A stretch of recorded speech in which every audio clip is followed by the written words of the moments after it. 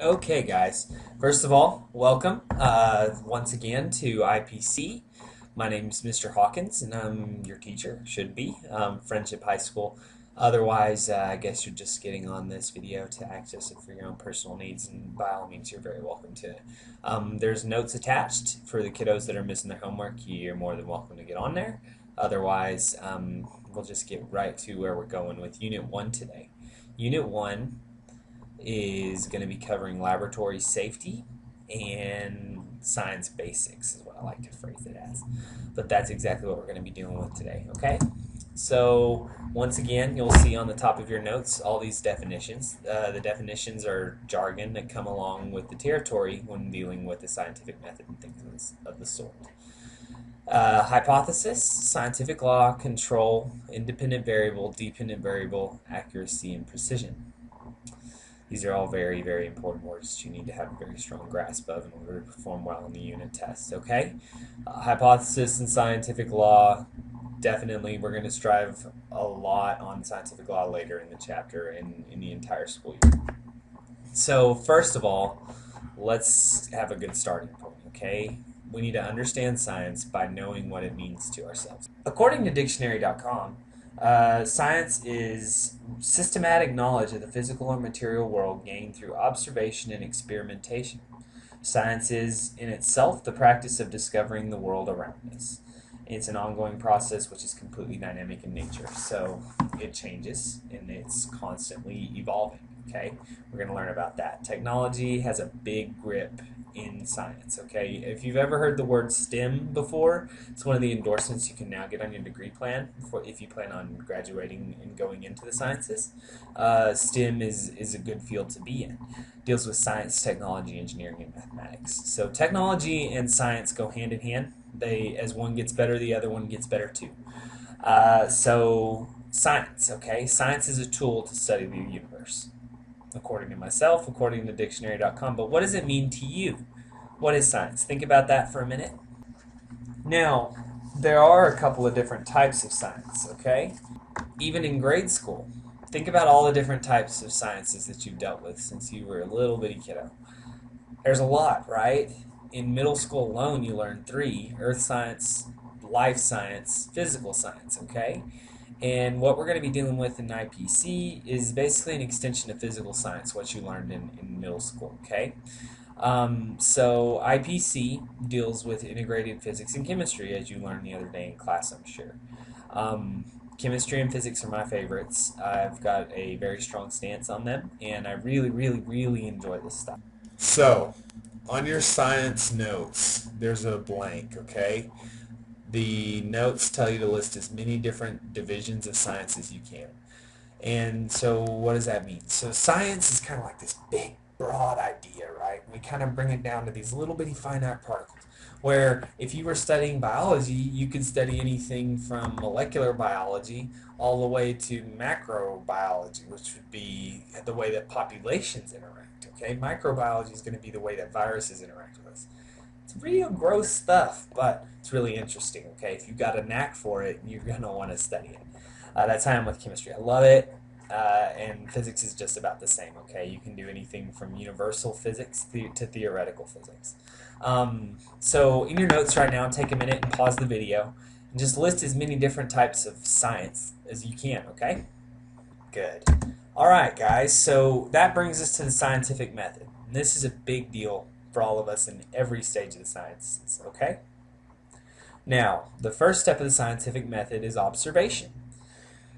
We're going to notice something that's going to make us think, okay? So if I'm sitting out in the world and I'm thinking, oh, wait, traffic lights definitely control the way that the population crosses the street, okay? That's an observation that I've made. With these observations in the scientific method, you want it to be testable. You're going to take that and then you're going to induce a hypothesis, okay? You're going to develop a tentative explanation for that certain type of observation that you can test. That's key. Needs to be testable, and we've got some criteria for that. Science does have limits, okay? We can't test just everything. So we'll talk about that more in a later video. But for sure, your hypothesis needs to be testable. The hypothesis is tentative It's a tentative explanation for an observation. Okay, so it can change. Your hypothesis is not set in stone. It's not the way, the truth, and the life. Okay, so the hypothesis can change. It is not set in stone. Don't forget that. Now, the experiment. The experiment has a couple of things that go into it.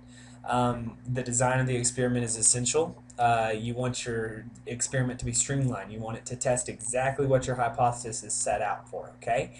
Now, the way that you design your experiment can be totally different. It can test the same hypothesis. Happens all the time. We're going to do it with Newton's laws in our class alone once we get into the physics portion. Okay. So, experimental design is essential. Essential stuff. Experimental design, okay? And so variables, we have two different types of variables. They're independent and dependent. Once I get on the marker boards behind me here in a while, we're going to get a very thorough introduction on what a dependent and independent variable is. Okay? Now we also have the control. In a control, there is no variable added to the control, okay? Nothing is added to it. It is exactly as is if it was grown in natural situations, okay? It's what you're comparing the other stuff to. It's a baseline, all right? Baseline to compare. Okay, now results. Every experiment is going to gain you results, and you can see that based on just the scientific method alone, okay? Every experiment is going to gain some type of results, and they're usually in the form of data if they're numbers. Even other types of data, such as qualitative data, will also be data, okay? And they're not necessarily numbers. Quantitative data deals with numbers, qualitative with characteristics, aesthetics, okay? And we'll talk about that a lot more in the next video. Now, finally, we have communication of results, okay? So you can see on the diagram to the left where it shows evidence supports or evidence is inconsistent with hypothesis, and we repeat the scientific method again. That's the beauty of the experiment.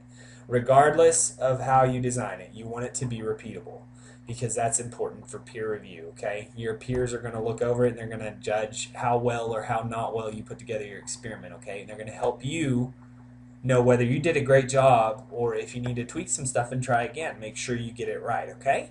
So that's actually going to happen. Communication in scientific journals is essential. Publishing your works for peer review. It's going to be a big deal. So how does the scientific method look like outside of the classroom walls? Okay. Now we've given you perfect scenarios. What we're going to look at first of all is an ideal scenario. Say you work in a dentist's office as a dental hygienist, okay? You notice that people who tend to consume a lot more Coke beverages have a lot more decay going on in their teeth. What's the reason for that? You're thinking to yourself, okay? Right then, you've reached the first stage of the scientific method, okay? You've observed something. Remember, that was stage number 1, observation. Coke leads to tooth decay. At least that's what you've noticed, okay? That may be the case, that may not. But you're willing to put something on it, okay? You're willing to make a testable statement about it. So that is actually step 2 of the scientific method. You formed a hypothesis, okay? Forming a hypothesis that is testable, okay? Now, in order for the hypothesis to be testable, we need to have it correlate to something, okay? So we want to say that Coke causes increased decay with respect to regular processes, we'll say. Okay? So now we have found a problem and given a statement which we believe to be true that we can test, okay? Now, it may be true, it may not be true. Understand that. That's very important. Very, very vital to the success in this chapter, all right? Now, step 3 is to design your experiment, okay? Now, for this experiment, I'd do a pretty simple setup, okay? I'd use 2 beakers, or 2 types of glassware, which contain different types of solutions. What types of solutions would they contain, Mr. Hawkins? Well, that's pretty easy, okay? These types of solutions would contain one having Coke, right? That's what we're testing. We're wanting to know if Coke does cause tooth decay, okay? And the other one's going to contain something natural. we're going to say water. All right, so this one's going to be our Coke bottle, the one with the green water, and then our water solution is going to exist in this one, okay? Now, each of these will have a tooth placed into them. It's going to be a tooth much like our own, okay? It could be similar in composition, it could be of a different animal, but we want it to be almost identical to our own. That's important. It needs to act the same way that our teeth would act in solution. So we're going to put a tooth in each one of these solutions, and then you're going to leave it for a while, okay? You're going to leave it for an extent of time, okay? Given period of time, they're both going to stay in for. Let's say that it's for 2 weeks. This is the control in this situation because it is acting as nature would, okay? It is natural. It doesn't have the variable applied to it. The variable we're dealing with here is Coke, okay? So, now we would expect results from this, correct? We're going to get some kind of data. Remember, whether it's qualitative or quantitative? Good, because we're going to go into the quantitative versus qualitative here in a lot more in depth. But the data we can get from this will help us to compare these two and see how we did, okay? You're going to get a graph. Now, graphs in math, think back to those. They had 2 axes, right? 2 axes. One was an x-axis and the other was a y. The x-axis was the horizontal and the y the vertical, okay? Now, in science, the x-axis is what is known as the independent variable. The independent variable is graphed on the x-axis. Now, on the y-axis, we graph the dependent variable. Okay? It's what is what we expect to see as a result of a change in an independent variable. Make sense? Okay, good. So in this case, what our independent variable would be is time. They were both given 2 weeks. Okay? Now, we would expect to get 2 different graphs here. Why do you think that? Well, because one is going to be dealing with Coke, and the other is going to be dealing with water. Okay? Alright, so we got time on the x-axis, and over here we're going to have decay as the variable that we're looking out for, okay? Okay, so what we would expect to see, not that I actually did this test, but what you would expect to see due to something called carbonic acid, which exists in Coke, we would expect to see a very steep line right here. Okay, we're going to see that a lot of decay happens in a little bit of time when it's exposed to all this carbonic acid.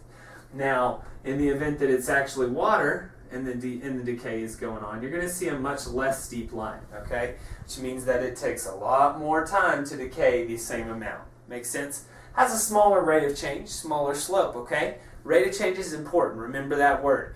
But for right now, this is what we need to know. This is how the experimental process will go. We would get these results and then communicate them to our peers, okay, through scientific literature.